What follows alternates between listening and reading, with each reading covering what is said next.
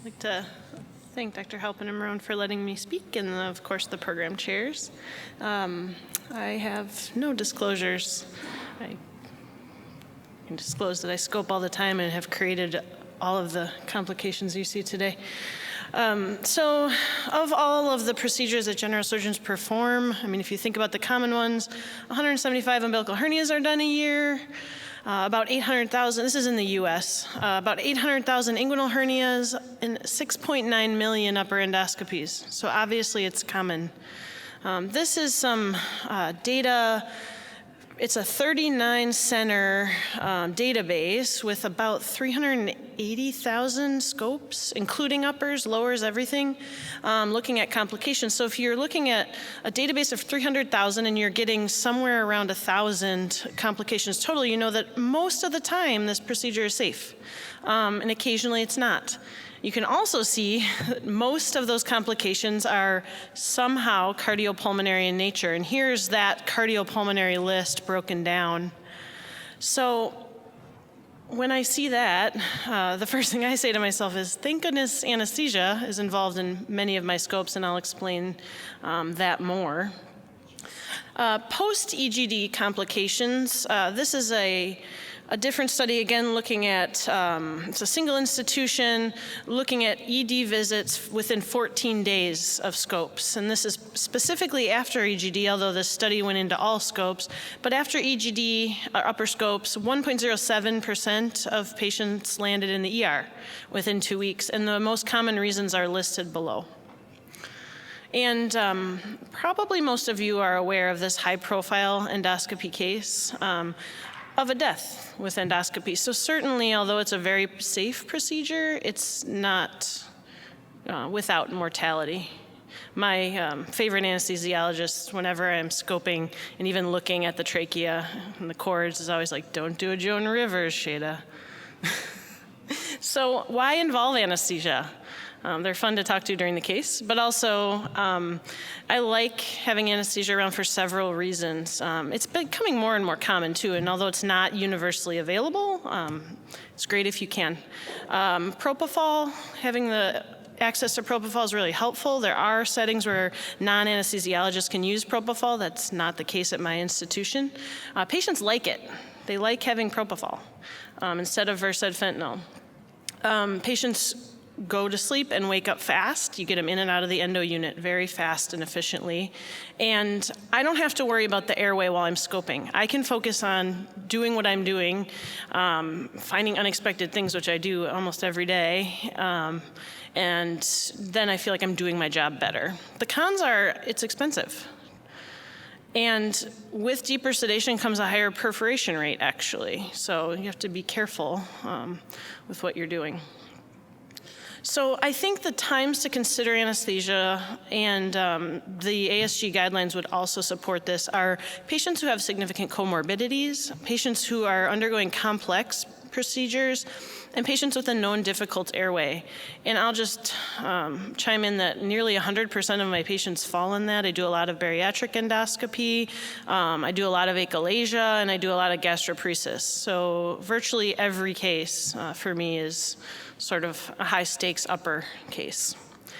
The less common things over on the upper left, bleed, allergic reaction, leak, we're gonna just talk for a little while, even though it's a minority of the acute problems, we're gonna talk about those things, so bleed and leak. We'll start with bleed. I've got a little video clip coming up. It's not my own, and it is a bleed. We'll just sort of pretend that while you turned away, maybe your resident or fellow decided to biopsy something abnormal they saw in the esophagus. And as a result, you turn back around and you have blood everywhere. They biopsied a varix. Hasn't happened to me, but I know it will, because sometimes you just see this, trainees getting excited about something that ought not to have a biopsy. In this case, a band is being deployed to help hemostasis, and that makes sense for a varix. It's what you would do for an elective scope and treatment of esophageal varices or for an acute bleed. And that brings me to another important point. When you are scoping, it's important to have everything available and understand how to use it. in your endoscopy suite. So in this case, if you have a bleed, we already talked about the bander to have around, but clips can be very helpful. The other common reason I am going to scope people who are bleeding is post-op anastomotic bleeds. And so I use clips liberally in that setting. Epinephrine's another great thing to use for bleeds, but I use it less often in anastomotic bleeds for obvious reasons. But in non-anastomotic bleeds, I mean, if I have post-endoscopic, post-ESD bleeds, things like that, I'll certainly use it. It provides a tamponade effect as well as a vasoconstrictive effect. And then any energy, sometimes, you know, a gold probe or bipolar can help stop your bleed. Just make sure you have those energy capabilities and understand how to use them, and make sure your staff knows how to use them too. That can sometimes be the biggest holdup. This is a scope. This is an intern doing their first endoscopy. You can see that there's a lot of periods where they're trying to get in, maybe, briefly looking down the cords and not exactly in the right spot. That's something I encounter daily training residents, which is fine but stressful. The other thing that sometimes you can encounter is anatomy you didn't expect, or you don't really understand what you're looking at, or you have an undiagnosed Zenkers or something, and you inadvertently go in the wrong side. So you cause cervical esophageal injury.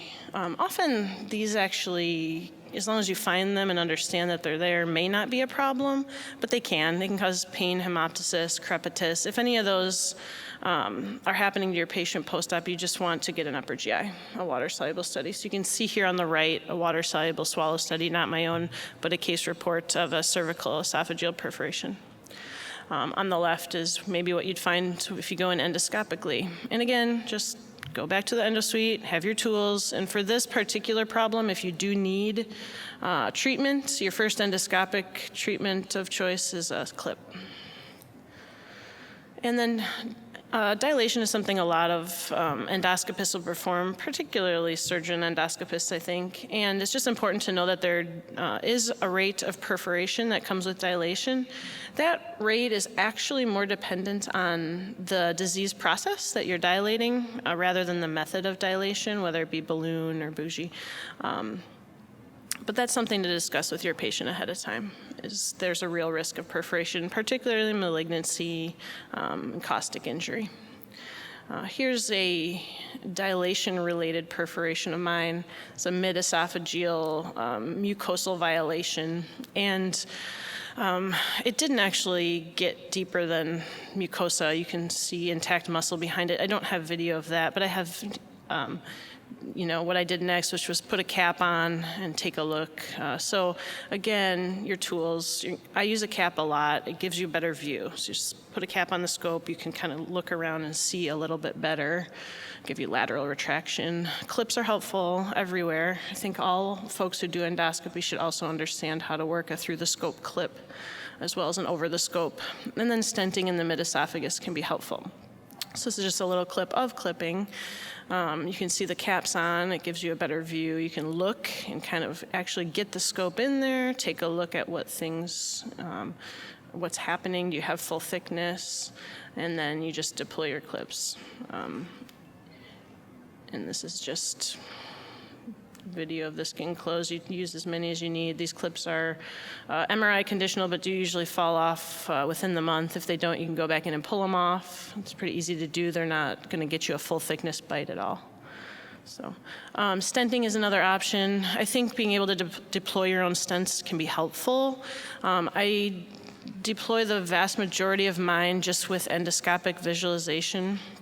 Landmarks with the scope, and directly watching. You just have to be aware that when you are stenting, stents are morbid.